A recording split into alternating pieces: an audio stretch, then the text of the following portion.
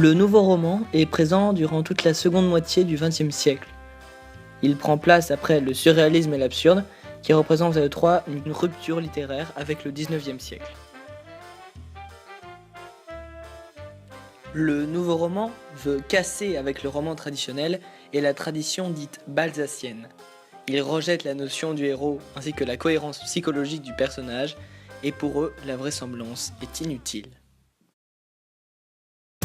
Jean Ricardou définit particulièrement bien le nouveau roman lorsqu'il dit « Le roman n'est plus l'écriture d'une aventure, mais l'aventure d'une écriture ».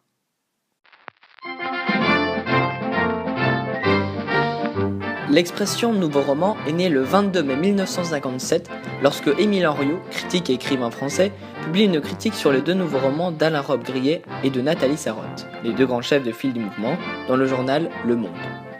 Le mouvement va largement se diffuser grâce aux éditions de Minuit qui vont régulièrement publier ce type de roman. Comme dit précédemment, les deux précepteurs du nouveau roman sont Alain Robbe-Grillet et Nathalie Sarraute.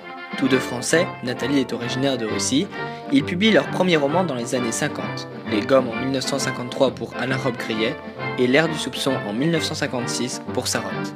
Comme auteur majeur du nouveau roman, on peut citer Michel Butor avec La Modification, Marguerite Duras avec son livre L'Amant, Claude Simon avec Les Géorgiques ou encore Jean Ricardou avec La prise de Constantinople.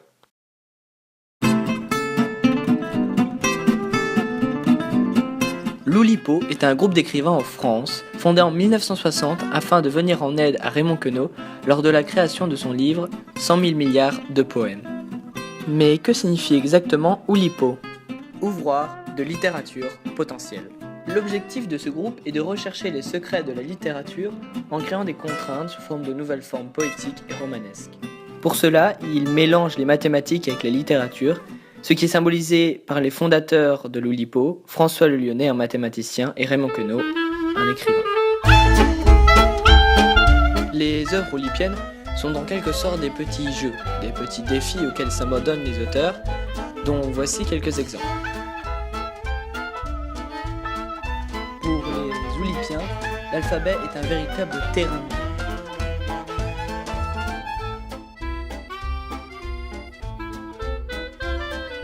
Ici, chaque première lettre de chaque mot représente l'alphabet dans l'ordre.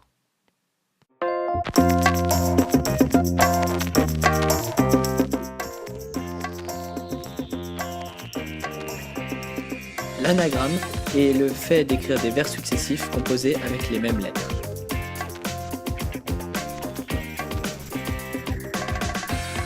Ici, pas la peine de tout lire, vous ne trouverez pas de E. C'est un exemple du lipogramme. Il supprime une lettre en particulier, des adjectifs, tous les pronoms relatifs, d'où les noms propres, etc.